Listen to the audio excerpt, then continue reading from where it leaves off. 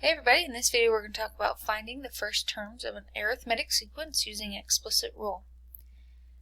So we're told to find the first four terms of the sequence below, and it gives us a, and then this little n, and this what's called a subscript. We say that a sub n equals 67 plus 6 times n minus 1, and then it says n equals 1, 2, 3, etc. That little dot dot dot means it's going to go on forever. So let's first talk about this notation and what this means. So this is the way we write out terms of sequences. So all this really is kind of a label. And it's saying, hey, this sequence is going to follow this rule. So if n starts at 1, goes to 2, goes to 3, then our terms of this sequence are going to follow this rule, meaning the first term, a sub 1, so when n is 1, it's going to equal 67 plus 6 times n, which now is 1 minus 1. So you see, here's our subscript and here's our n, subscript and n.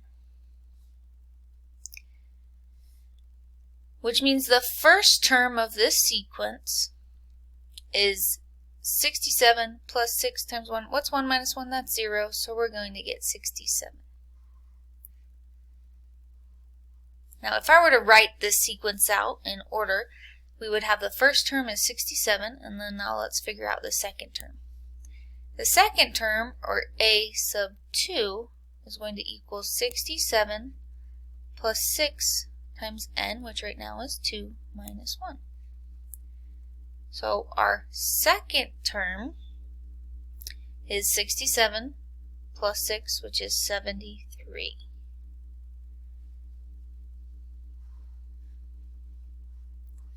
So that means the next term in this sequence is 73. And we want to find the first four terms, so let's keep going. A sub 3 is going to be 67 plus 6 times n, which is 3 minus 1. So a sub 3 equals 67 plus 6 times 2, or plus 12.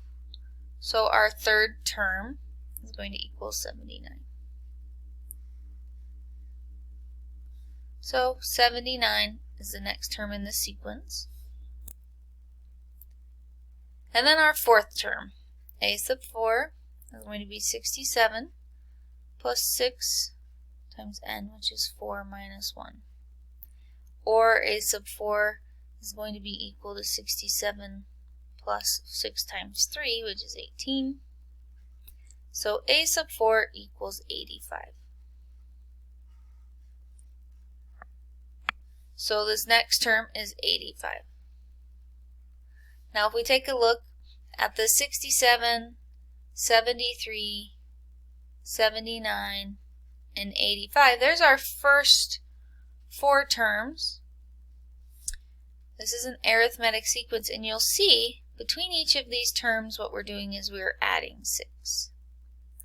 This is important for future topics when we try to distinguish between arithmetic and geometric.